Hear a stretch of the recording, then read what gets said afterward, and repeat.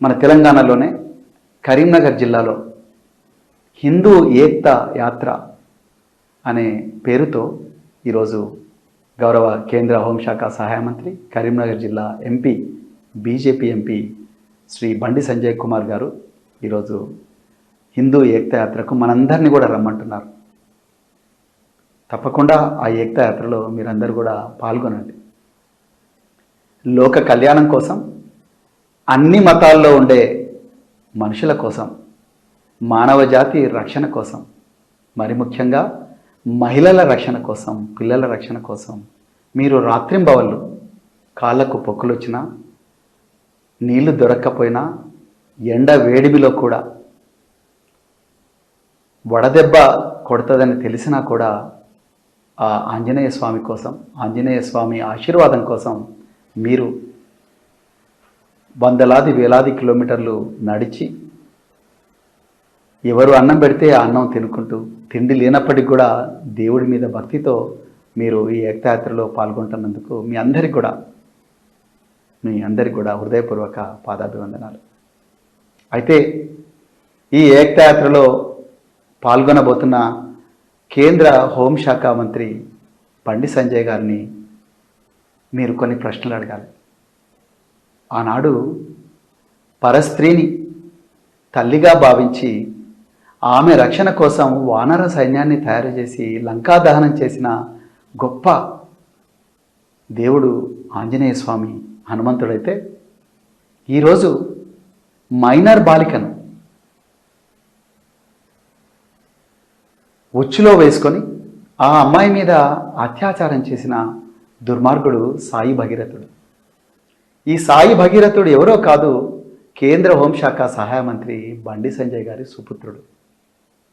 ఈరోజు మనం అందరం కూడా హిందువులుగా బండి సంజయ్ గారిని ఈ ప్రశ్న అడగాలి. అయ్యా, మేము కాళ్ళకు పొక్కులొచ్చి ఎండైనా వానైనా అడవుల నుంచి రకరకాల మార్గాల నుంచి కొండగట్టు ఆంజనేయ స్వామి గారి ఆశీర్వాదం కోసం మేము వెళ్తున్నాము. కానీ మీ సుపుత్రుడు ఈరోజు మైనర్ బాలికలను అఘాయిత్యం చేస్తున్నాడు. మరి మీ సుపుత్రుడు ఎక్కడ? ఎందుకు మీ సుపుత్రుడు చట్టానికి దొరకకుండా పరారీలో ఉన్నాడు అని చెప్పి ఈ ప్రశ్న మనమందరం కూడా హిందువులుగా బండి సంజయ్ గారిని అడగాలి. ఇలా మిత్రులారా, మీ అందరికీ కూడా నేను ఒక జాగ్రత్త చెప్తున్నా. ఈ బండి సాయి భగీరథ్ అనే దుర్మార్గుడు ఇప్పటికి కూడా పరారీలో ఉన్నాడు. ఆయన వల్ల ఎంతమంది అమ్మాయిలు అఘాయిత్యానికి గురారో ఇప్పటికైతే మనకు తెలియదు. ఎందుకంటే తెలంగాణ పోలీసులు ఈ కేసులో ఏమాత్రం పురోగతి లేదు. కేంద్ర హోంశాఖ సహాయ మంత్రి యొక్క తనయుడు మైనర్ బాలికల జీవితాలను నాశనం చేసి ఇప్పటికి కూడా చట్టానికి తప్పించుకోకుండా పరారీలో ఉన్నారు. ఆయన వల్ల ఇంకా ఎంతమంది అమ్మాయిలకు ప్రమాదం జరుగుతుందో మనకు తెలియదు. అందుకొరకు జర పైలం మన ఇళ్లలో అమ్మలు అక్కలు అందరూ కూడా జాగ్రత్తగా ఉండాలి. లేకపోతే ఎవరి మీదైనా ఈ అఘాయిత్యం జరగవచ్చు. ఈ సైకో ఎవరి మీదైనా అఘాయిత్యం చేయవచ్చు. మరి అలాంటి సైకోను, అలాంటి కొడుకును మీరు తీసుకొచ్చి పోలీస్ స్టేషన్లో ఎందుకు అప్పగించడం లేదు అన్నా అని చెప్పి మీరు అడగాలి. ఆ రోజు సంజయ్ గారు ప్రతిసారి కూడా తన ఉపన్యాసాల్లో అంటుంటారు, సోమవారం మనం ఏ దేవుణ్ణి పూజిస్తాం, మంగళవారం అన్నా ఏ గుడికి పోతాం, బుధవారం ఏ గుడికి పోతాం, గురువారం ఏ గుడికి పోతాం, శుక్రవారం ఏ గుడికి పోతాం అని మనందరినీ సభాముఖంగా ప్రశ్నలు అడుగుతూ ఉంటారు. అంటే వారు ఏం చెప్పదలుచుకున్నారంటే, నేను వచ్చిన తర్వాతనే మీకు ఈ గుడి పోవడం అలవాటైంది అని చెప్పి చెప్పదలుచుకున్నారు. బీజేపీ వచ్చిన తర్వాతనే హిందూయిజం అనేది ఈ దేశంలో వచ్చింది అని చెప్పదలుచుకున్నారు బీజేపీ వారు. కానీ ఎన్నో యుగాల నుంచి వస్తుంది ఈ హిందూ మతం, హిందూ ధర్మం. అందరినీ కలుపుకొని పోయే ఏ విధంగా అయితే గంగా నది అన్ని నదులను కలుపుకుంటూ పోతుందో ఆ విధంగా హిందూ ధర్మం ఎన్నో రకరకాల భావజాలను తనలో కలుపుకుంటూ పోతూ ఉన్నది. కానీ ఈరోజు మనమందరం కూడా బండి సంజయ్ గారిని ఈరోజు ప్రశ్నలు అడగాల్సిన సమయం ఆసన్నమైంది. హిందూ బిడ్డలుగా, అన్నా, సోమవారం నాడు మీ కొడుకు ఏ పబ్బుకు పోతాడు సాయి భగీరథ్? మంగళవారం నాడు ఏ హుక్కా సెంటర్కు పోతాడు? బుధవారం నాడు ఏ ఫామ్ హౌస్కు పోతాడు? గురువారం నాడు ఏ సర్వీస్ అపార్ట్మెంట్కు ఓయో రూమ్లకు పోతాడు? శుక్రవారం నాడు ఏ బేస్మెంట్లకు పోతాడు,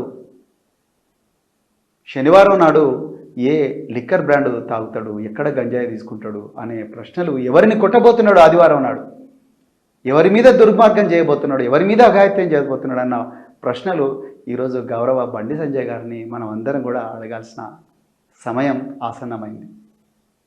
నేను మళ్ళీ చెప్తున్నా, ఒక హిందూ బిడ్డగా, హిందూ సమాజంలో ఒక సభ్యుడిగా నేను మళ్ళీ చెప్తున్నా, ఈరోజు ఆంజనేయ స్వామి సాక్షిగా కొండగట్టులో బండి సంజయ్ గారు తడి బట్టలతోని వచ్చి ఈరోజు దేవుడి ముందర ముక్కు నేలకు రాకి చెప్పాలి, మీరు ఆ మైనర్ బాలిక తల్లిదండ్రులను బెదిరించలేదా? మీకు తెలియకుండానే ఈ మైనర్ బాలిక మీద మీ కుమారుడు సాయి భగీరథ్ అత్యాచారం చేయలేదా? ఒకసారి మీరు దేవుడి సాక్షిగా ఈరోజు చెప్పాలి అని చెప్పి మనం అడగాలి. అన్న, తమ్మి, అక్క, చెల్లె, ఈ బండి సంజయ్ గారి దుర్మార్గాల వల్ల బాధితులందరూ కూడా హిందూ బిడ్డలే. అది గిరీష్ దారబోని కావచ్చు, లేకపోతే ఇంకెవరైనా కావచ్చు. చాలామందిని కూడా ఘోరాతి ఘోరంగా కొట్టిండ్రు వీళ్ళు, వాళ్ళందరూ కూడా హిందూ బిడ్డలే. చివరికి మొన్న పాడి కౌశిక్ రెడ్డి మీద కూడా చంపాలని దాడి చేసిండ్రు, ఆయన కూడా ఒక హిందూ బిడ్డనే.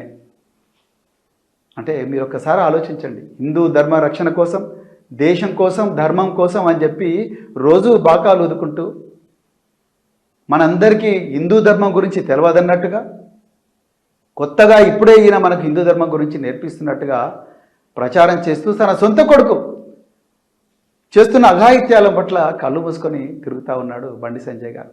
ఇవాళ మనం అడగాలి, అందరం కూడా హిందువులుగా బండి సంజయ్ గారిని అడగాలి, అయ్యా అన్నా, మన సాయి భగీరథ్ ఎందుకన్నా ఈరోజు హనుమాన్ మాల వేస్తలేడు? సాయి భగీరథ్ ఎందుకన్నా కాళ్ళకు పొక్కులు వచ్చే విధంగా మరి నడుస్తలేడు? సాయి భగీరథ్ ఎందుకు కూడా మరి హనుమాన్ చాలీసాలు చదువుతలేడన్నా? మేము ఉపవాసం ఉంటున్నాము లోక కళ్యాణం కోసం. అన్ని మతాలు, హిందువులైనా, క్రైస్తవులైనా, ముస్లింలైనా, అన్ని మతాల్లో ఉండే మానవులందరూ సుఖంగా బతకాలని, వాళ్ళు క్షేమంగా ఉండాలని, ఆ ఆంజనేయ స్వామి దీవెనలు వీళ్ళందరి మీద ఉండాలని మేము లోక కళ్యాణం కోసం పొక్కులు చేస్తుంటే, మీ ఇంట్లో ఉండే మీ సాయి భగీరథ్ ఏందన్నా హనుమాన్ మాల వేస్తలేడు అని చెప్పి మనం అడగాలి, తప్పకుండా అడగాలి. ఎందుకంటే మనందరికీ అమ్మలున్నారు, మనందరికీ అక్కలున్నారు, మనందరికీ చెల్లెలు ఉన్నారు. మన బిడ్డలు కూడా ఈయన ఆర్గనైజ్ చేసే దాండియాలకు పోతారు. ఈ దాండియాలకు పోయినప్పుడు మన బిడ్డల మీద పడరాని కళ్ళు ఏమైనా పడితే ఒక్కసారి ఆలోచించండి. ఏ నాయకురాలు కూడా దీని గురించి బీజేపీ నాయకులు మాట్లాడతలేరు. మరి మీరే అంటున్నారు కదా, ధర్మం కోసం, దేశం కోసం, రక్షణ కోసం అని. ఆర్ఎస్ఎస్ వాళ్ళు ఎక్కడ పోయినారు? నిన్న బండి సంజయ్ గారు ఏమన్నారు? నేను ఆర్ఎస్ఎస్ కార్యకర్తను, క్రమశిక్షణ, మీకు చెడ్డ పేరు తీసుకొచ్చి ఏ పని నేను చేయను అంటున్నాడు. మరి మీ పుత్రరత్నాన్ని తీసుకొచ్చి పోలీస్ స్టేషన్ ముందర పెట్టండి బండి సంజయ్ గారు. హోంశాఖ మంత్రి కొడుకే పరారీలో ఉంటే మా ధనమాన ప్రాణాలకు రక్షణ ఎక్కడున్నది? ఒక్కసారి వీటన్నిటి, ఈ ప్రశ్నలని కూడా దయచేసి సంజయ్ గారిని మీరందరూ అడగాలని నేను ఒక హిందూ బిడ్డగా, ఒక భక్తుడిగా నేను మీ అందరిని కూడా కోరుకుంటూ మరొకసారి జై హనుమాన్, జై జాంబవ్, జై భీమ్, జై సంవిధాన్, జై తెలంగాణ, జై హింద్.